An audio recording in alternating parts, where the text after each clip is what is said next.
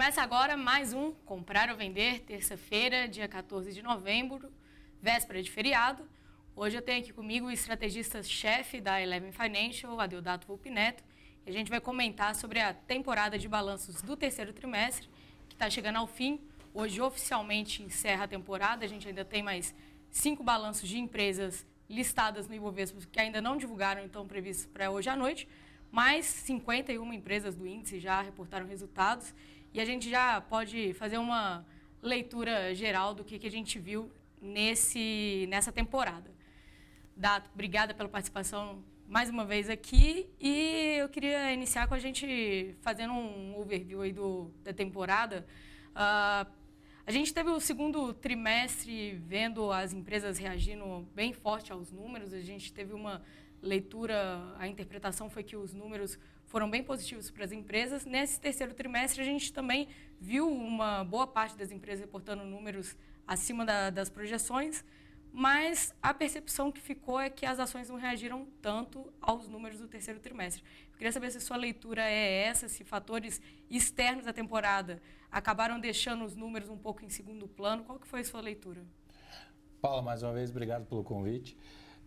Acho que não é à toa que o Richard Thaler ganhou o Nobel de Economia falando de economia comportamental, né? O mercado é um bicho estranho e gosta de se acostumar com a moleza, né? Tudo subia, o fluxo estava muito positivo, era uma reversão de tendência que ainda existe, mas existe esse sentimento de frustração nas últimas 2, 3 semanas, principalmente porque a gente passa por um ciclo de realização de lucro, de reposicionamento, de uma série de discussões quentes internas aqui relativas às nossas questões de política, de reforma, de quadro fiscal, que acabam levando algumas discussões não necessariamente propositivas e some a tudo isso um quadro lá fora de mudança de comando no Fed, algumas expectativas, houve uma migração natural de fluxo, a Bolsa deu uma desidratada que é normal em ciclos de alta, e aí eu acho que o que aconteceu é que as pessoas estavam muito acostumadas e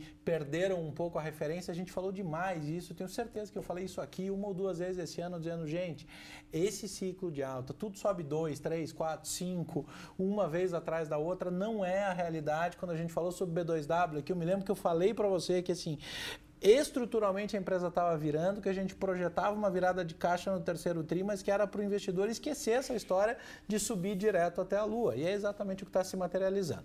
Dito isso, voltando para a temporada de balanço, a nossa visão, que é desde o ano passado, você sabe bem também, muito mais positiva que o consenso em relação à PIB, está aí materializada nos números. Excelentes números em todos os principais setores da economia. A queda estrutural de juros impacta na desalavancagem, ou seja, no custo da dívida das empresas. Empresas essas, em boa parte, que se endividar, um grupo de empresas que se endividou bastante para suportar o período de crise, tem, no momento de taxa de juros mais baixa, um respiro, um oxigênio para melhorar a sua última linha e o seu lucro. Outro fator importante no resultado das empresas é a volta da abertura do mercado de capitais para o mercado de dívida, ou seja, muita empresa fez emissão de todo tipo de título que você imaginar, e sopa de letrinha, CRI, CRA, Debenture, 476, 400, foram todos os tipos de emissões que você imaginar que ajudaram as empresas a equalizar a sua estrutura de capital. Com a atividade retomando de maneira estrutural, a palavra recorde foi usada em uma quantidade incrível de vezes, mais uma vez, esse trimestre. Então, a leitura geral é que a temporada foi positiva. Essa correção é natural, uma correção que vem aí de fatores políticos, fatores de ajustes econômicos, alguma leitura nesse sentido?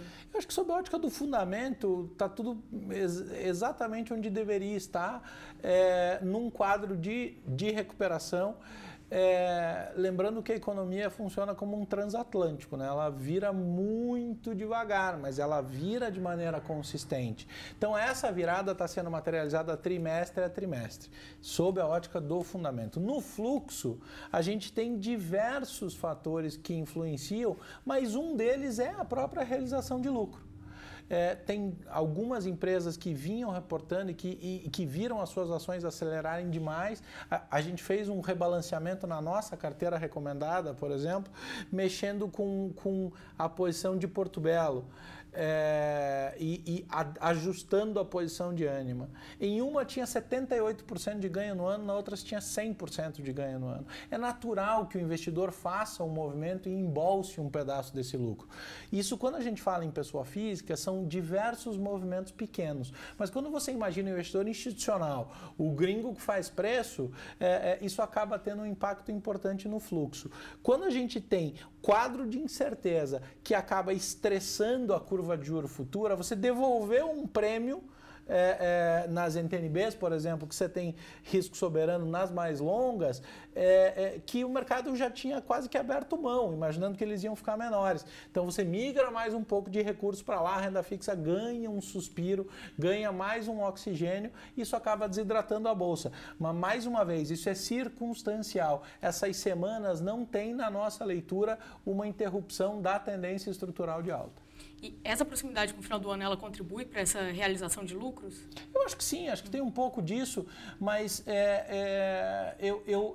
eu diria que seria mais, se a gente tivesse umas 2 ou 3 semanas mais para frente, eu diria que o calendário era fator determinante. Eu acho que ainda não é o calendário que está fazendo preço nesse fluxo, é muito mais a realização e a dinâmica internacional. A mudança recente no Fed quer dizer, a mudança ainda não foi feita, mas ela foi anunciada, ela causou muito estresse e muita discussão. Tinham nomes como o do Walsh, que é um cara que é muito adepto ao que o mercado chama de hawkish, né? A subir juros de maneira mais rápida e mais intensa. Isso poderia ter uma migração de fluxo. Aí lá vai o mercado tentar fazer preço no movimento antes do movimento acontecer.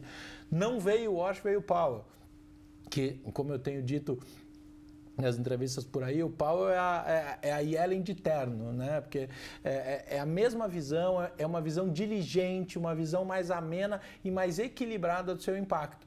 Mas como o mercado move primeiro para entender depois, isso combinou. Você combina essa janela de atratividade em vários lugares com um saco de lucro desse tamanho pelo rally recente, muita gente põe dinheiro no bolso. É natural e normal que isso aconteça. Você comentou até das varejistas como destaque positivo do segundo trimestre. Nesse terceiro trimestre, a gente também viu balanços muito positivos, mas a realização do lucro chegou, né?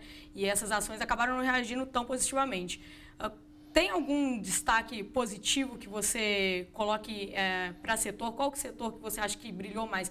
No segundo trimestre, eu acho que ficou com um lado de e-commerce, que a gente viu um crescimento bem forte. Nesse terceiro trimestre também ficou com e-commerce? Os números continuaram bons. Se você pegar a Magazine Luiza, veio mais um número bastante importante, bastante impressionante de geração de resultado, um ajuste nas projeções de múltiplo. Eu acho que é o papel mais controverso que tem hoje dentro desse setor, porque a quantidade de gente que diz está caro ou está barato é muito grande, é muito sensível, dada a velocidade com que a curva de resultado cresceu.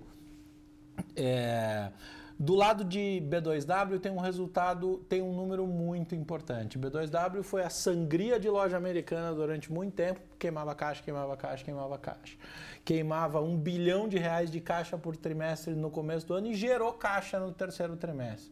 Esse número é extraordinário quando você vê um business que olha, que tentou se encontrar durante muito tempo, tentou achar o seu modelo e quando começou a integrar soluções, ou seja, assumiu o seu papel de marketplace, colocando logística, uma solução logística como fundamental e como diferencial e como gerador de receita ali dentro, começou a respirar. A última capitalização fez efeito, os aprendizados dos últimos 2 anos estão sendo materializados e gerou caixa. Então, acho que esses números são sim importantes, não dá para desprezar. Eu teria essas duas empresas como os grandes destaques desse trimestre. E agora, o setor em si que me chamou mais a atenção e que me deixa mais feliz é o setor de industrials. Então, a gente viu resultados incríveis. Hoje veio o resultado de Tupy, um resultado espetacular, mostra uma volta efetivamente da indústria automobilística, de toda uma cadeia que está muito correlacionada com o PIB, ou seja, é estrutural de fato. Então você tem Tupy num destaque espetacular, indústrias home, que daí é fabricação de máquina, né? A home que a gente chamava de pequena firme no vendaval, veio aí uma ação que respondeu bem e tem muito mais para entregar.